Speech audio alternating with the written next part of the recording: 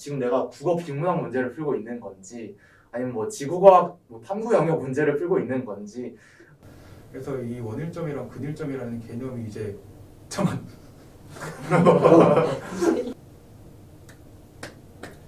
안녕하세요. 저는 지구과학 교육을 다니고 있는 백지환이라고 합니다. 만나서 반갑습니다. 이제 저도 똑같이 지구과학교육과를 다니고 있는 문준영이라고 합니다. 반갑습니다.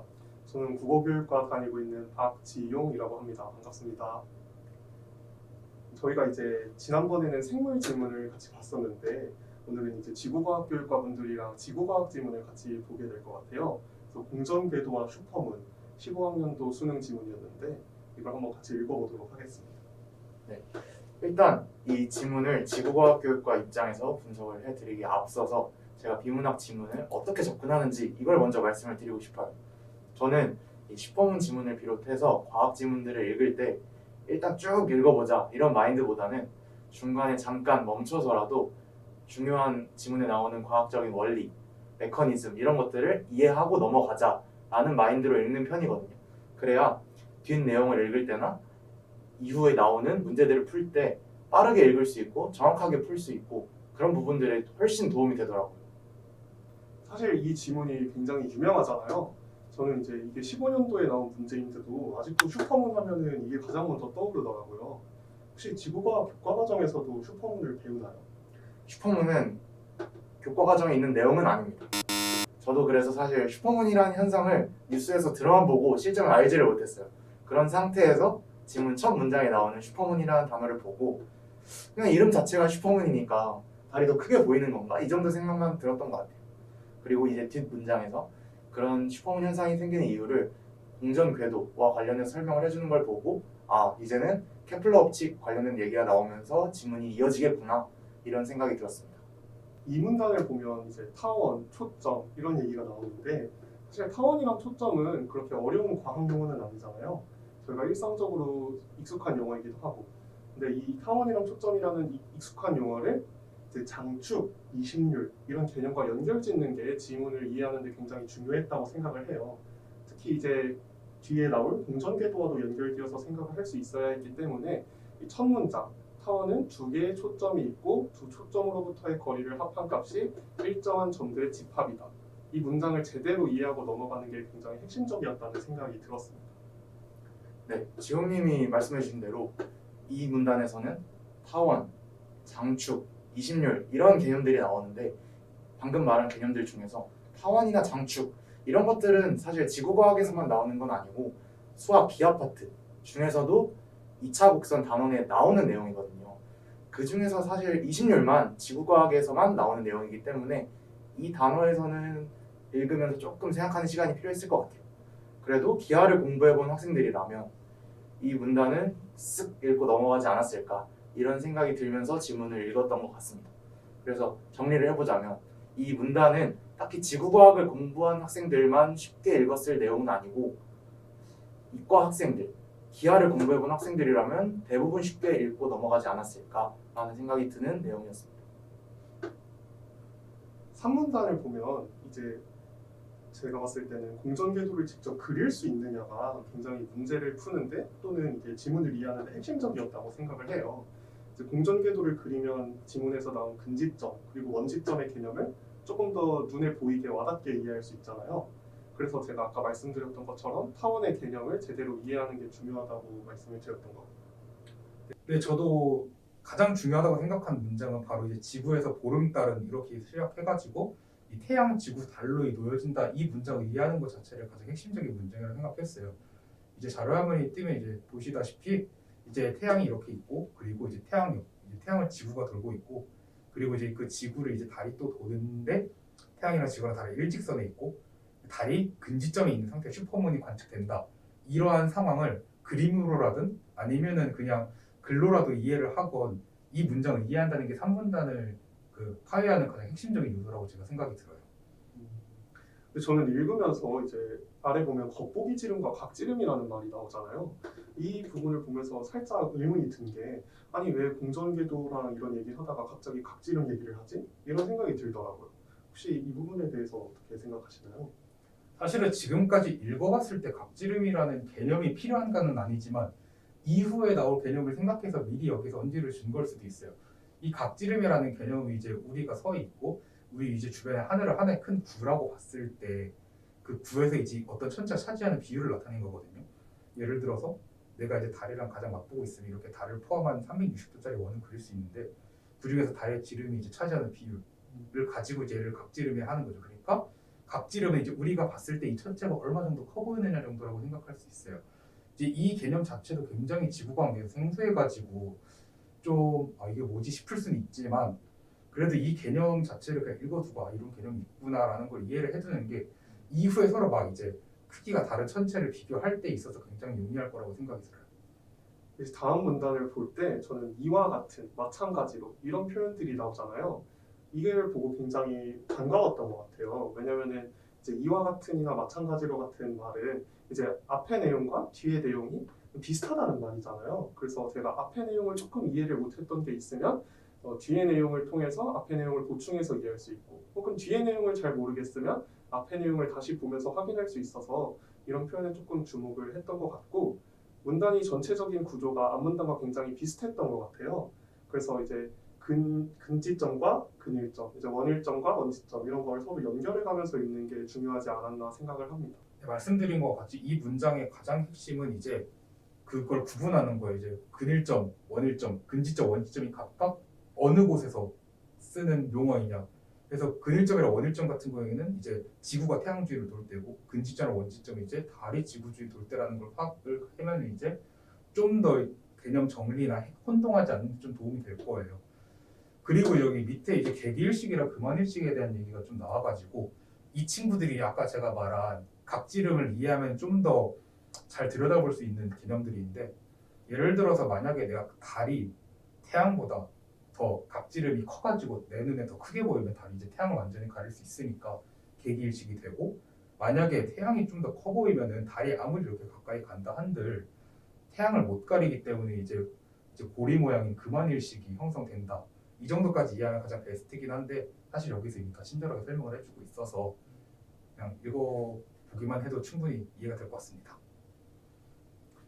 이제 마지막 문단에서는 앞문단에 나왔던 20률 개념이 다시 등장을 했잖아요.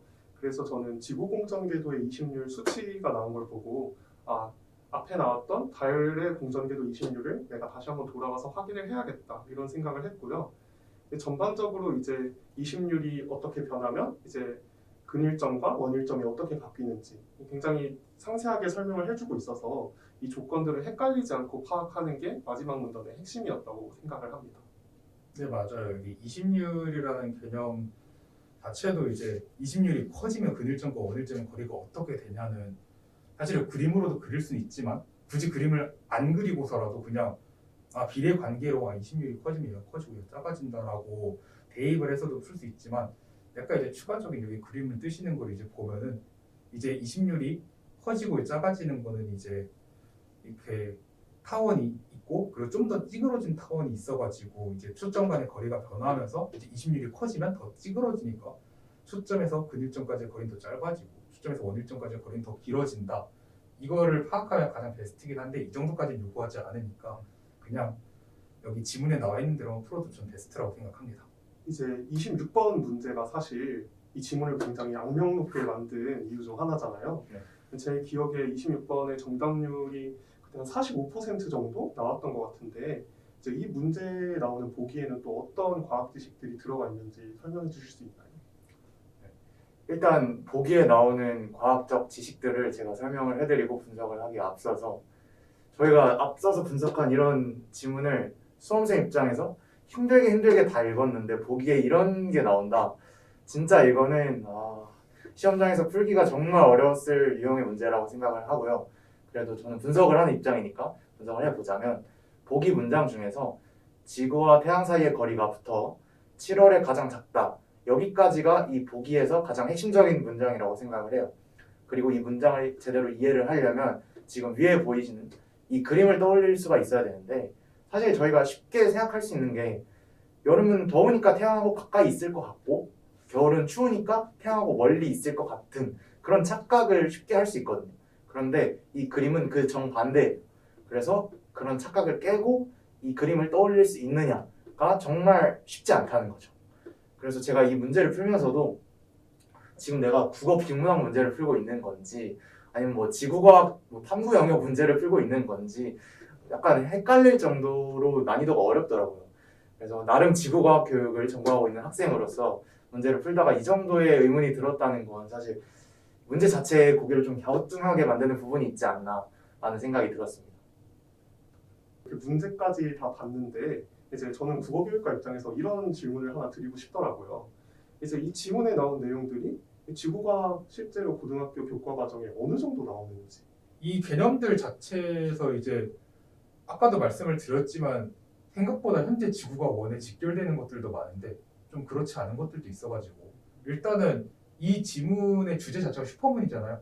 이 슈퍼문이란 내용 자체는 뭐 크게 다뤄지지 않습니다. 하지만 이 슈퍼문을 설명하기 위해서 나오는 원일점, 근일점, 26 이런 개념들은 현재 지구가 원에서 그 지구 환경 변화라는 파트에서 좀 중점적으로 다루고 있어가지고 그래서 지구가 원을 공부했다면 여기에 많이 유리했을 거예요. 그리고 일식 같은 경우에는 이제 현재 고등학교에서 막 다루고 있지는 않지만 그래도 중학교 때 좀 언급이 되고 26번 문제를 풀기 위한 이제 조차 같은 경우에는 G2에 나와요. 고등학교에서는. 근데 중학교에서 살짝 언급을 하긴 하는데 이 정도까지 상세하게 설명을 하려면 지구과학 2까지 올라가야 돼가지고 만약에 나 지구과학 1 했으니까 이 정도야 슬슬 쉽게 풀리겠지 하더라도 만약에 G2까지 막 깊게 파지 않았더라면 26번 봤을 때 살짝 당황할 수 있었을 것 같아요. 저는 한 가지 더 궁금한 게 이제 저희가 이런 지문에서 공전궤도, 슈퍼문 이런 걸 쭉 봤잖아요. 이제 두 분은 지구과학 교육과니까 이제 대학에서도 전공 수업 때 이런 내용을 배우시나요? 일단 기본적으로 배웁니다. 특히 이 행성들이 항성들을 주변으로 이제 타원 궤도를 돈다 하는 케플러 제1법칙은 저희가 천체 물리학 할 때 거의 첫 번째로 배워요. 얘가 거의 기본적인 법칙이어가지고 그리고 이런 조석 같은 경우에도 저희가 이제 해양학을 할 때 조석에는 다양한 요소들이 있다 하면서 좀 더 심층적으로 배우는데 현재까지 나온 내용들을 봤을 때는 막 얘가 갑자기 고등학교 내용 벗어나서 대학교 얘기를 한다 이건 아닌 것 같아요. 충분히 고등학교 교육과정 내에 다 존재하는 내용들이라서.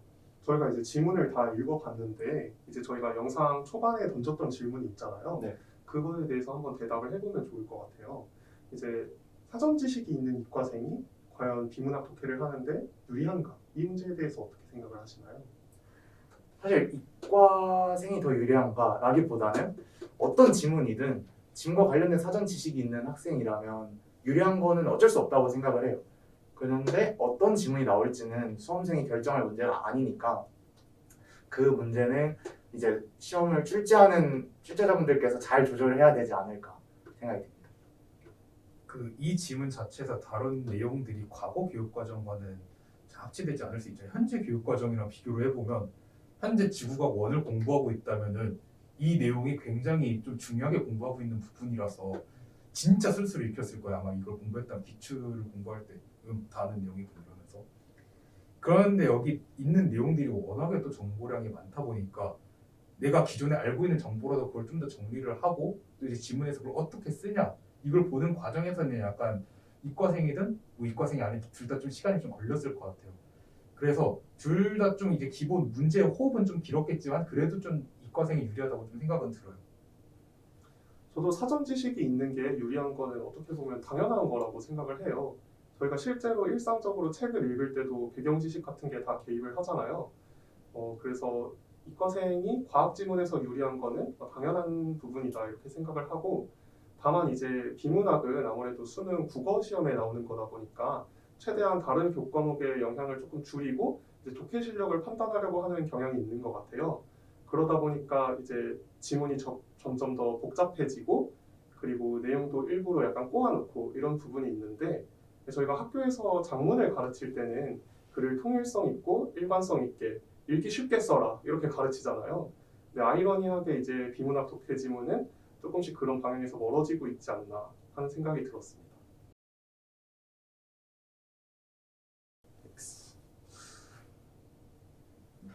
최근 수능 국어 비문학 지문으로 나오는 것들을 보면 이 지문에 대해서 아니다 라고 대답을 할 수밖에 없는 것 같아요. 아무리 변별력이라는 목적 하에 문제가 출제가 된다고 하더라도 이 정도의 어려운 지문들 그리고 문제들이 과연 학생들의 독해 실력을 제대로 평가하는 게 맞을까? 라는 질문에는 점점 아니다라는 대답을 할 수밖에 없는 상황이 오고 있는 것 같습니다. 그 분명 이 글 자체가 굉장히 정보가 많고 그걸 어떻게 정리하나에 대해서 좀 치중이 되는 글인데 물론 그 정보를 정리한다는 것 자체도 역시 독해의 일부라고 할 수 있겠지만은 그게 비문학의 전부다라고 말하기엔 좀 어려울 것 같아가지고 저는 뭐 이걸 잘하면 잘할 수도 있자고 맞긴 하겠지만 그래도 다는 아닌 것 같아서 일단 해보고 했습니다.